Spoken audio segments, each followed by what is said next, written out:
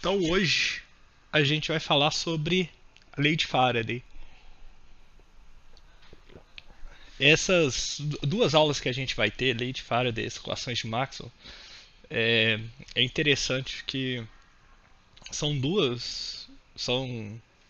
a gente vai estudar, né, dois cientistas, né, do século XIX, né, é, achados, né, desses dois cientistas do século XIX que são tipo considerados talvez um dos principais cientistas, né, da história da física, né?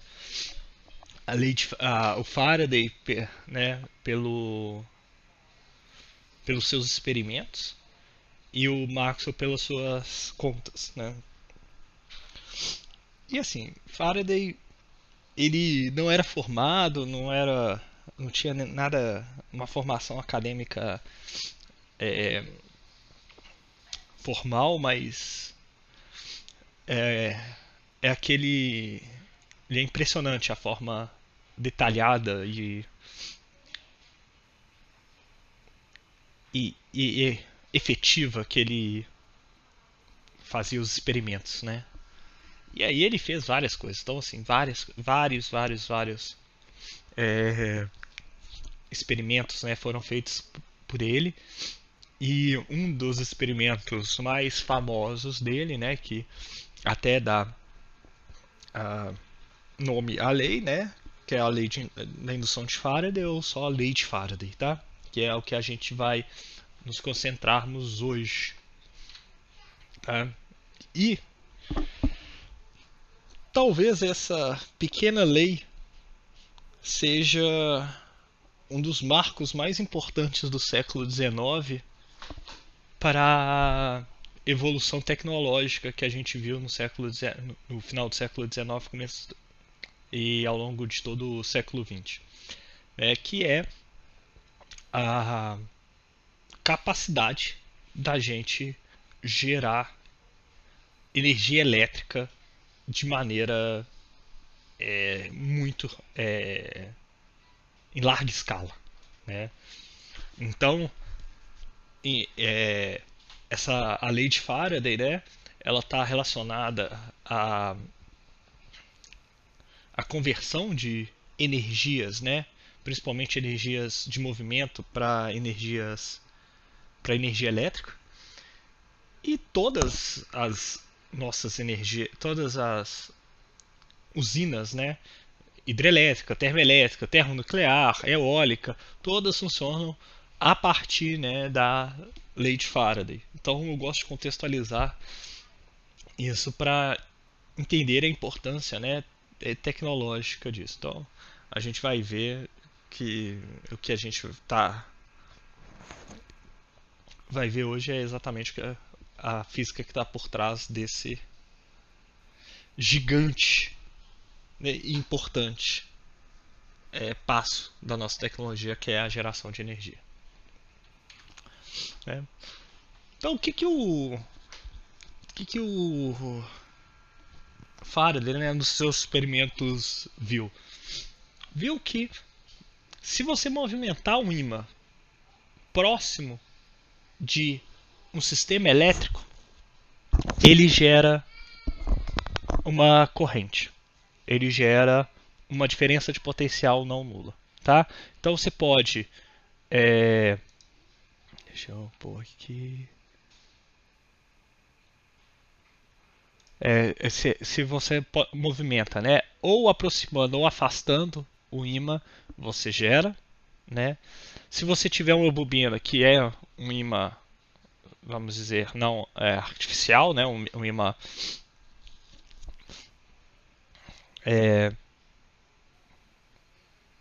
aí você também aproxima e afasta, você também tem a mesma coisa.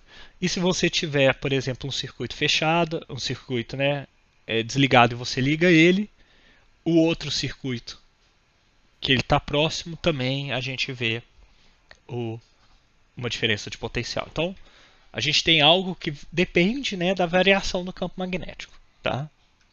Então essa diferença de potencial. A gente também Tem situações que essa aqui é a mais comum utilizada, né, para geração de energia elétrica, né? Se a gente for um pouco mais rigoroso, né, a conversão de outras energias para energia elétrica é a movimentação de um circuito, né, na presença do campo magnético. Então pode ser algo girando, né, o circuito está girando, ou o circuito está entrando ou saindo do, de uma área que tem campo magnético, né? Então, o que a gente comenta aqui é que também a gente vê esse efeito se a gente tem variação da área, tá? E aí a gente chega na lei empírica de Faraday, tá? Que é que a diferença de potencial, né, vista em um circuito, ela é proporcional à variação do fluxo magnético dentro do circuito. Então, se eu tenho um circuito aqui, esse circuito define uma área, né? E um circuito fechado, né? Define uma área e esse fluxo é calculado por essa área, tá? Então é essa variação que a gente está mencionando. Esse sinal de menos aparece nos experimentos de Lenz posteriormente, tá? E ele nos diz qual a direção que a corrente é gerada, né? E a importância disso a gente vai ver que é isso aqui que permite que a gente faça, que a gente tenha conservação de momento, conservação de energia, né? As grandezas físicas sejam conservadas, tá? Então aparece esse sinal de menos aqui. Isso aqui é uma lei empírica, tá? Sai dos experimentos de Faraday, tá? A gente pode utilizar, né, a definição de força eletromotriz, né, que é a integral de linha do campo elétrico ao longo do circuito. E isso mostra que a geração, essa variação do campo magnético, ela não está relacionada à geração de uma diferença de potencial somente. Ela está relacionada à geração do próprio campo elétrico, com ou sem a presença do circuito. Então aqui eu posso definir um caminho qualquer, né? Um caminho fechado qualquer, e esse caminho fechado vai definir uma área. Então, dado que eu tenho aí a integral de caminho do campo elétrico nesse caminho fechado é igual a variação do fluxo magnético nesse caminho, tá? A gente também pode usar aqui a lei de Stokes, né, para a gente ter a forma diferencial desse sistema, né? Que aqui, ó. Então, se eu tenho uma integral de linha, então o rotacional do campo elétrico, né, nessa mesma área definida aqui, né, do cálculo do fluxo, a gente tem então que os integrandos são iguais. Então a gente tem aqui faltou um sinal de menos, tá? Nessa aqui. Então a gente tem a equação, a lei de Faraday na sua forma diferencial e na sua forma integral, tá bom? Então essas são as equações conhecidas como lei de Faraday, tá? Eu acho que ficou claro até aqui os conceitos que foram utilizados. Sim. Eu acho muito difícil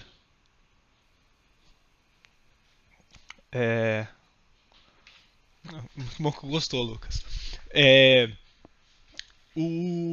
Eu acho muito difícil a gente mostrar, né, sem um exemplo, essa ideia da conservação da energia dada pela lei de Faraday, dado explicitamente pelo menos da lei de Lenz, tá? Então, eu gosto de fazer essa parte como exemplo, tá? Então vou usar esse exemplo aqui, tá? Que a gente tem um campo magnético aqui para dentro do slide, tá? E eu tenho uma barra solta aqui, um dos lados desse circuito fechado é uma barra solta que ela está movimentando com velocidade v, tá? E aí eu quero saber qual que é a força eletromotriz gerada aí nesse sistema e qual que é a potência dissipada nesse sistema, tá? Então, o que a gente precisa calcular é o fluxo magnético, né? A variação do fluxo magnético. Então eu tenho aqui o fluxo magnético, né? O campo magnético aqui está fixo. O que está variando aqui, nesse sistema em especial é a área. Então é um dA dt. Então eu tenho um L aqui, né? Então vamos pensar na área, né? A gente tem um L aqui e aqui a gente tem um x variando, né? Então por causa da velocidade. Então o L é fixo, então vai só depender desse x aqui, né? Variando. Então dx dt. E isso aqui é exatamente a velocidade. Então eu tenho isso aqui.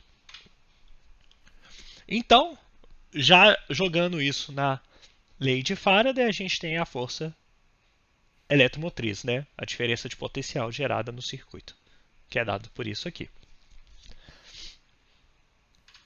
Tá?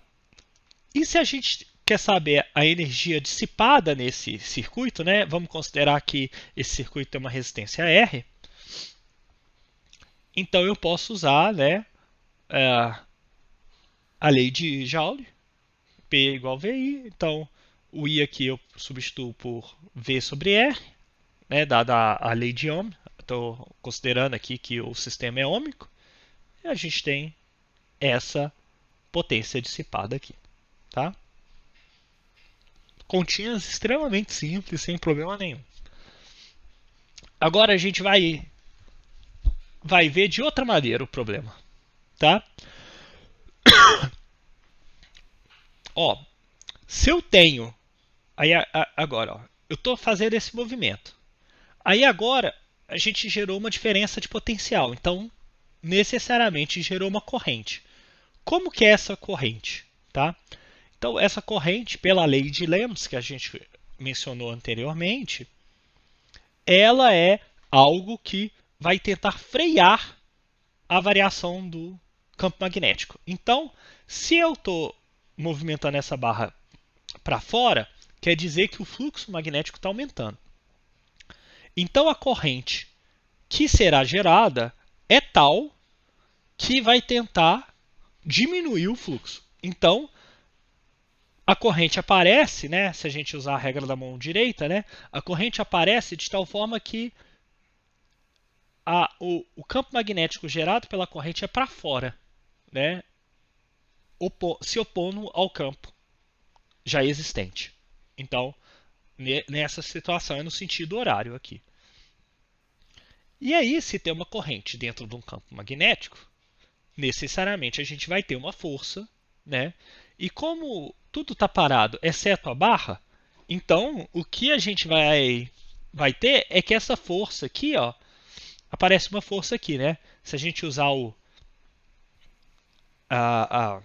fazer o produto escalar, né? O produto vetorial, né?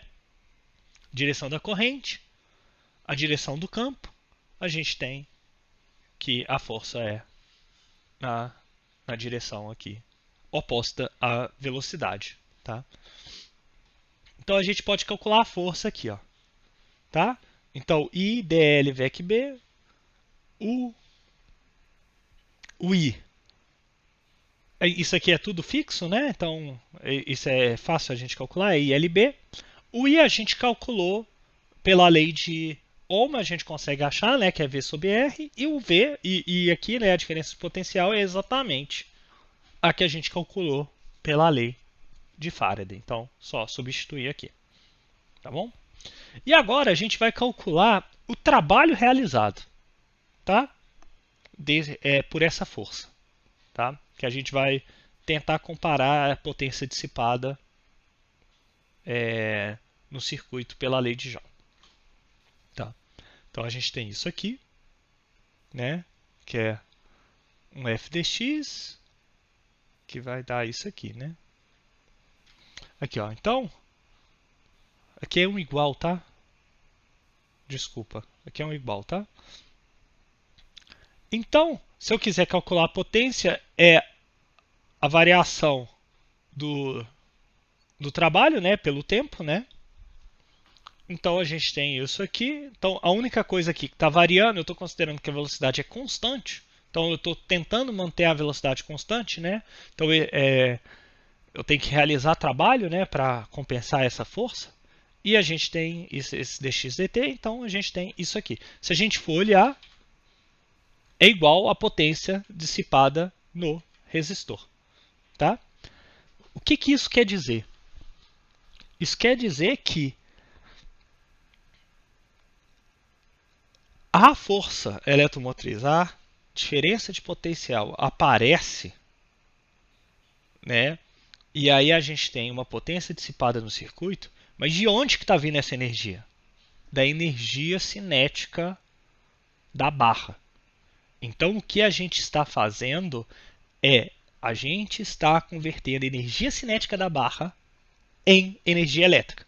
E é exatamente isso que a gente faz, né?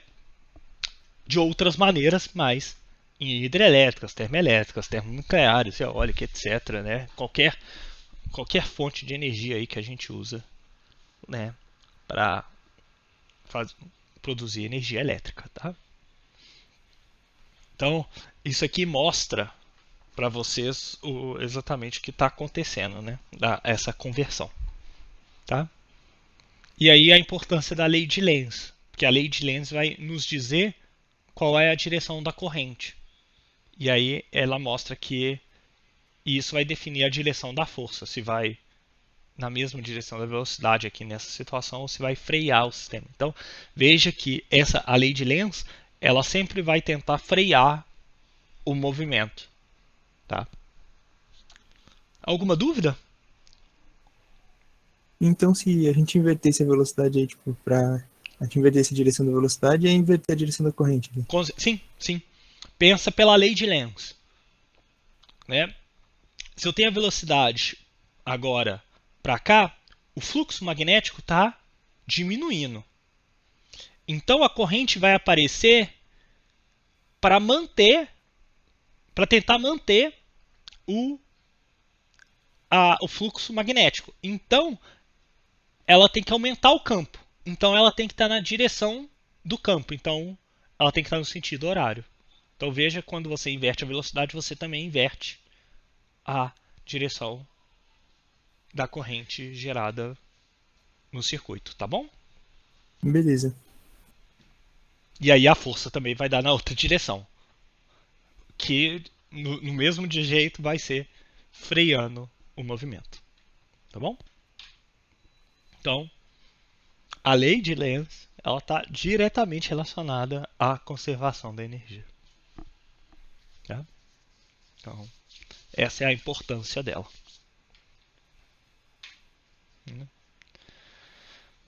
A outra coisa que eu queria mostrar para vocês também aqui é outro caso que eu prefiro mostrar por exemplo do que fazer algumas contas mais abstratas, né? Igual a gente fez algumas vezes, que é o campo magnético gerado por um solenoide. O campo elétrico gerado por um solenoide que tem corrente variável. Tá? Então, o que a gente está fazendo? A gente está gerando campo sem ter acúmulo de cargas. Então, por isso que eu estou falando Q igual a zero aí. A gente não tem acúmulo de cargas. A gente tem só variação do campo magnético. Tá? Então, vamos lá. Um solenoide, né? A gente já fez várias... espero que vocês tenham feito várias vezes essas contas. Tá? São contas bastante simples, né? Eu só vou jogar aqui a lei de Ampère, né? Usando a lei de Ampère, a gente consegue calcular o campo magnético dentro e fora aqui do solenoide. É zero fora do solenoide e dentro do solenoide é igual a μ0 N, né? Que é a densidade voltas desse solenoide vezes a corrente. E a corrente está variando no tempo αt. Tá? Ótimo. Então, se a gente tem um campo magnético variável, a gente pode, pela lei de Faraday, desculpa aqui que cortou, tá? A gente pode usar a lei de Faraday como para calcular qual é o campo elétrico gerado dado a variação do campo magnético. E aí a gente pode usar a mesma técnica que a gente usa para calcular as coisas pela lei de Ampère, que é eu defino um caminho, né, que é simétrico no problema, né, que a gente sabe que o campo vai ser idêntico em todos os pontos dele. No caso aqui, considerando a simetria do problema cilíndrica, então a gente tem um fio, a gente pode escolher um campo aqui. Algo tipo um loop foradiano, né? Tipo isso mesmo. Muito boa. Então a gente define, né, esse caminho, igual foi mencionado, foradiano, e aí a gente sabe que é constante, tal, então vai ser o perímetro vezes o campo. Então, 2πr é. Do outro lado, a gente tem a variação do fluxo magnético. Então, a variação vai ser dada por isso, né?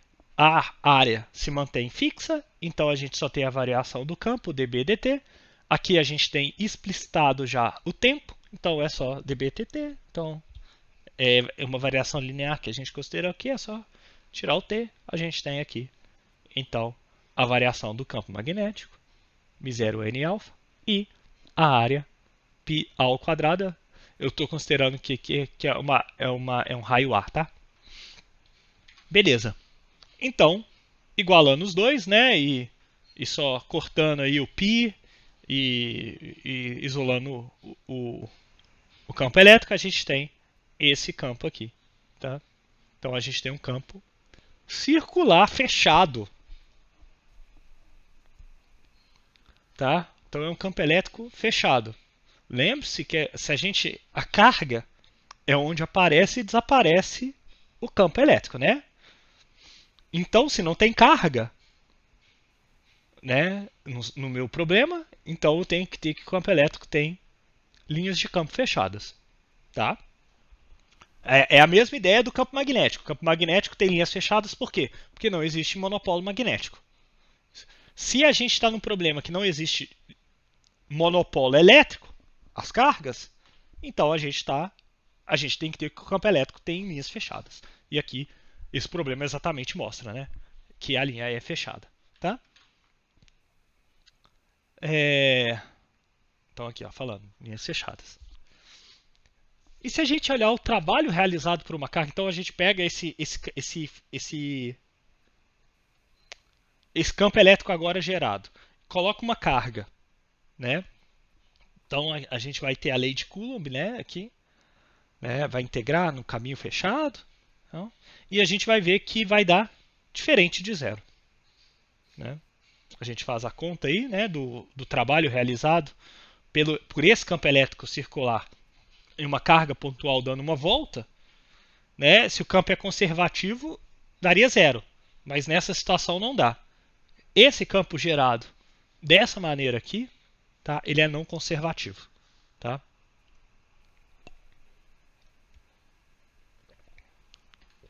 Então é isso que eu quero mostrar para vocês nesse problema, tá? Campos elétricos gerados por variação do campo magnético não é conservativo, tá? Ficou claro para vocês? Sim. Tá? Então, a gente tem as nossas leis do eletromagnetismo, tá? Elas ainda não estão completas, né? A gente vai ver na próxima aula, tá? Que elas ainda não estão completas, né? Que é exatamente, será que a variação do campo elétrico também gera um campo magnético, né? Se a gente tem o campo magnético variando, a gente gera um campo elétrico, então, por simetria, né? Se a gente tiver alguma simetria no sistema, a gente esperaria que a variação do campo elétrico também geraria campo magnético. Tá? E é isso que a gente vai ver na aula que vem. Tá? Nessa aula, o que eu quero agora fazer com vocês é olhar um pouco para como que a gente consegue usar esse sistema, né, em tecnologias, né, mas a gente falou da conversão de energia qualquer em energia elétrica, né, geralmente energia cinética, energia elétrica, e a gente vai aqui usar, né, essa outra propriedade, né, do campo magnético, que é a ideia de a gente consegue armazenar energia no campo elétrico, dado um capacitor. Então, será que existe alguma coisa, algum elemento que a gente consiga guardar, né, armazenar energia a partir do campo magnético, no campo magnético? E a resposta é sim. Tá? Existem várias maneiras da gente que é esse componente indutor, tá? Que a gente chama de indutor. Ele tem várias utilidades, tá? As principais são antenas dessa, principalmente em formato circular, que vocês já devem ter visto algumas, tá? A de formato linear geralmente está relacionada à interação com o campo elétrico, mas a circulares geralmente está relacionada à interação com o campo magnético, tá? A gente tem conversores de energia, né? Então a gente tem, por exemplo, em circuitos elétricos, a gente tem essas bobinas aqui que são indutores, né? Tá? Rádios, geralmente a gente tem variações ou em indutor. Na verdade, para a gente sintonizar, né, um rádio, geralmente a gente usa um circuito RLC, né? Resistor, capacitor, indutor, tá? Para a gente resolver, para a gente sintonizar um rádio, né? E também os indutores também são usados para aqueles carregamentos por toque, tá? Ali são indutores que fazem esse tipo de conversão, tá bom? Então só para dar ideia aí de onde a gente vê indutores, né? Então esses aqui são os principais, né? Alguns exemplos desse componente elétrico, tá? E o que é um indutor? Né?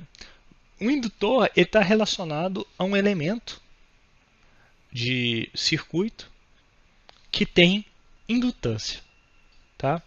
E a indutância é uma propriedade que relaciona o fluxo magnético com a corrente. Tá? Então aqui a gente tem um fluxo magnético e a gente tem, aqui eu estou usando L, tá? Para definir a indutância proporcional à corrente. E aí a gente vai ver propriedades semelhantes ao que a gente viu no capacitor. Tá? Então, vamos considerar esses dois loops. Tá? Eu tenho uma corrente aqui, tá? Que gera um campo magnético, e eu estou querendo calcular qual que é o fluxo magnético gerado nesse circuito aqui. Tá?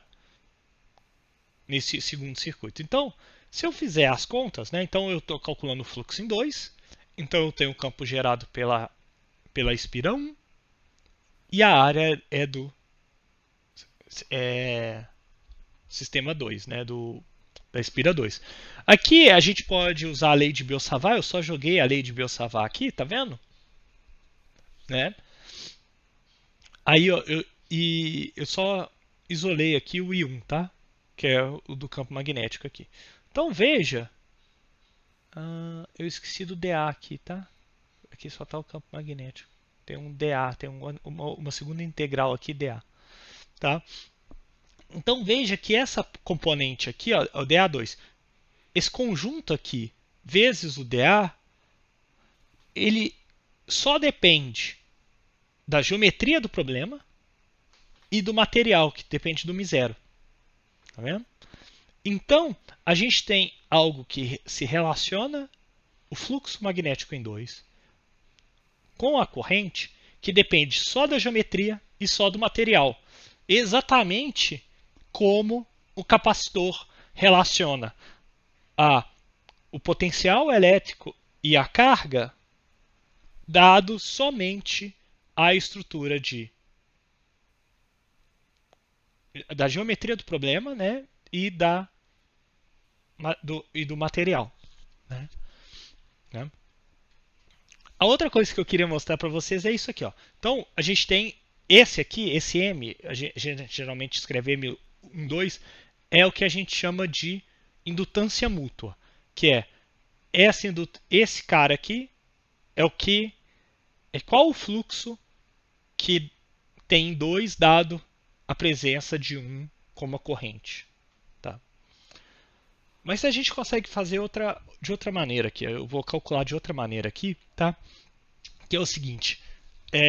Eu vou reescrever essa equação usando o potencial vetor. Tá? Então eu substituo o B1 aqui pelo potencial vetor. E aí eu tenho o rotacional de algo numa área. Eu vou usar a lei de Stokes. Eu tenho isso aqui. Tá? Agora eu vou pegar isso aqui e vou substituir a definição do potencial vetor para um circuito, né? Então eu tenho isso aqui, ó, que é a integral de dl, né, sobre R2 menos R1 vezes a corrente, né, μ0 sobre 4π. Então veja aqui que eu tenho duas integrais em dl1 e dl2, né? E módulo de R2 menos R1 embaixo. Veja, se eu inverter esses índices, a gente mantém a mesma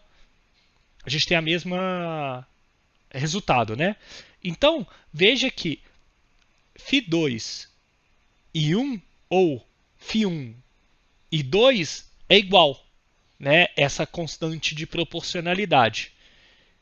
Isso é o que a gente chama de indutância mútua, que é exatamente, se eu tenho uma corrente no loop 1 e eu vejo o fluxo no loop 2, né, a constante de proporcionalidade me diz que se eu tiver a corrente no loop 2 e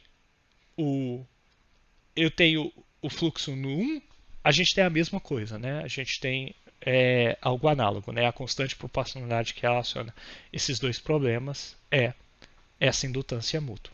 Tá? E a gente pode fazer essas mesmas contas considerando, por exemplo, o fluxo no próprio circuito. Tá? Então, ao invés de usar aqui esses índices 2, né, eu estou calculando o próprio circuito, é o índice 1. Tá? Então, eu estou calculando a área do próprio circuito que está gerando. E isso que a gente chama de autoindutância e a gente chama de L. Tá? Então, a gente tem essas duas propriedades aqui. Ficou claro para vocês aqui? Alguma dúvida? Sim, achei que ficou claro. Bom, e por que a gente calcula essa indutância, tá? Parece que algo...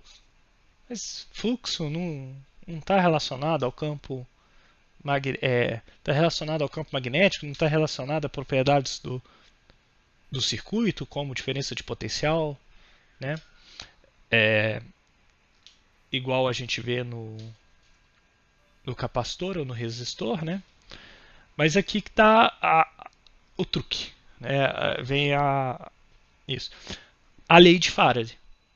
A lei de Faraday não associa o fluxo, a variação do fluxo magnético com a diferença de potencial, né? A força eletromotriz. Então, a gente, por exemplo, se a gente for calcular a potência, a gente tem que a potência é I, né? Se eu estou falando de um indutor, isso aqui está relacionado à variação do fluxo magnético. E aí o fluxo magnético aqui, ó, é o LI que a gente definiu lá. Na maioria dos casos, a gente tem que a geometria do problema não está mudando. Né? É um elemento passivo. Você coloca ele no circuito, mas ele não varia, né, as propriedades dele. Então, o indutor é esse caso, né? Ele está lá fixo, você fez ele, colocou no circuito, então a indutância dele está fixa. Então, a única forma de você variar o fluxo magnético nele mesmo é variando a corrente. Tá? Então, a gente tem isso aqui. E aí é interessante a gente usar aqui, né, a definição de potência, né? Então a gente tem isso aqui. Aí a gente tem os DTs. Aí a gente pode cortar os DTs, que nenhum matemático escute a gente dizendo isso, né? E integra dos dois lados o dW e o IDI. IDI dá I ao quadrado sobre 2. Então a gente tem que a energia, né, dentro de um indutor é dado por meio de LI ao quadrado. Tá? Mas aqui não fica muito claro que a gente está armazenando energia no campo magnético. Então vamos fazer mais umas continhas aqui, tá? Ó, vou fazer aquela mesma continha que a gente fez no slide passado, que é escrever o fluxo magnético, né, a partir do potencial vetor e dessa integral de linha fechada. Tá? Então eu tenho isso aqui. Tá? Veja que eu tenho o trabalho, né, é LI. Tá? Então, veja que eu vou usar aqui o trabalho. Então tem o LI, que é o fluxo magnético, que eu vou substituir aqui, né, por LI aqui. E eu tenho I sobre 2. Então aqui está o I sobre 2 aqui. Então I sobre 2 vezes LI. Aí o LI aqui é a integral de A dl. Tá? Se eu pegar essa corrente e utilizar a definição dela a partir da densidade corrente, eu posso escrever essa corrente como um J integral em dA. E como a gente está falando que esse dl, ele está... Pensa o seguinte, o dl está em uma direção, que é a de J. Né? Então a área é perpendicular a esse dl. Então esse dA, que veio da definição da corrente, vezes esse dl, ele forma um infinitesimal de volume. Tá? Um cubinho lá, um infinitesimal de volume. Então por isso que aqui eu escrevi o d tal, né? Ou d3r. Tá? Então essa vira uma integral de volume, isso aqui. Tá? Então a escalar J. O J aqui eu posso usar a lei de Ampère, né? O rotacional de B dividido por μ0. Aqui está tudo para ficar mais claro, tudo em azul aqui, ó. Né? Essa substituição. E aí aqui, ó, eu posso usar essa igualdade aqui, ó, o divergente de de um produto vetorial, né? É dado isso aqui. E aí veja que o que a gente tem aqui, né, é exatamente esse último termo. Tá? Então a gente tem dois termos que a gente pode utilizar. Né? Esse aqui, roxo, vai dar isso aqui, né, o B ao quadrado, porque rotacional de A é o B, né, por definição. E a gente tem esse aqui, né, que o divergente de um volume é igual, né, pelo teorema do divergente, é igual à integral na superfície fechada do que está dentro, né, o campo que está sofrendo o divergente. Então a gente tem isso aqui. Tá? Porém, isso aqui, ó, então chegamos nisso. Esse volume ele pode ser tão grande quanto eu queira. Eu posso estar integrando no espaço inteiro.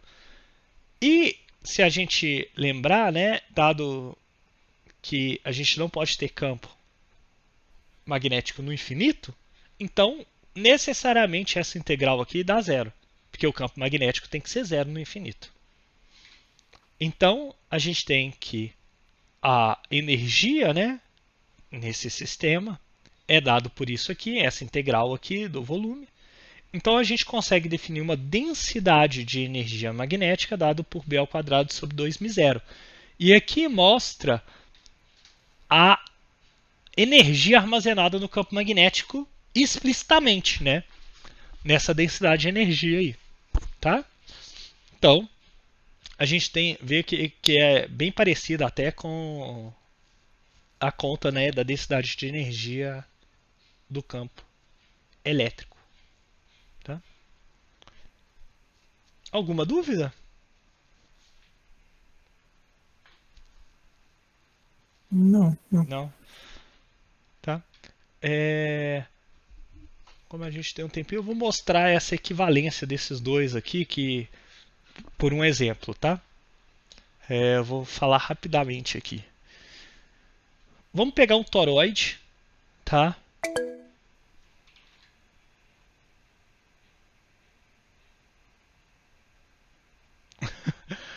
Ah, sim, a gente acaba transformando em outras coisas exatamente porque a gente tem.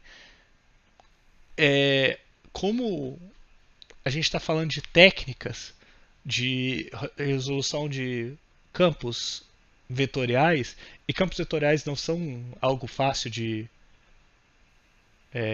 calcular, então a gente sempre tenta manipular as equações para chegar em algo que seja minimamente aceitável, né, para ser resolvido ou que a gente consiga interpretar fisicamente.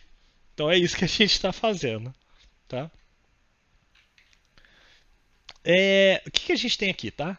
A gente tem um toroide, tá, que tem n voltas aqui. Tá?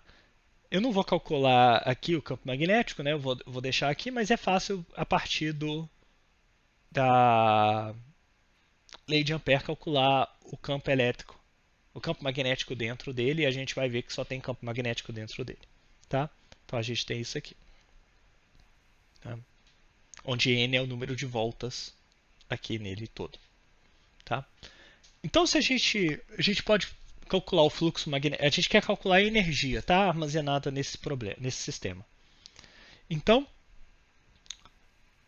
a gente tem que calcular a indutância. Como é que a gente calcula a indutância? Se a gente calcular o fluxo magnético, a gente tem a indutância, né?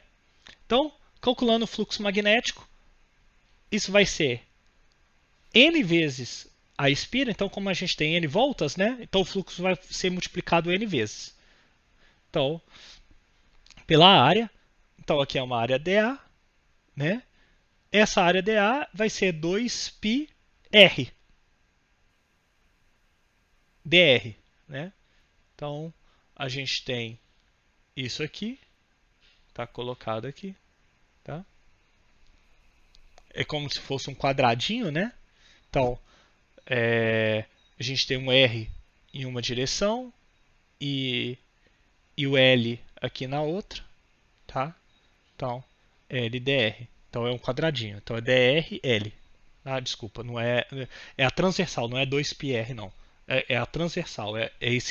Essa área A aqui, ó. É um retângulo, né? De A a B. Então, integrando isso aqui é o logaritmo de B sobre A. Encontramos o fluxo. Então, tudo que está multiplicando a corrente é a indutância.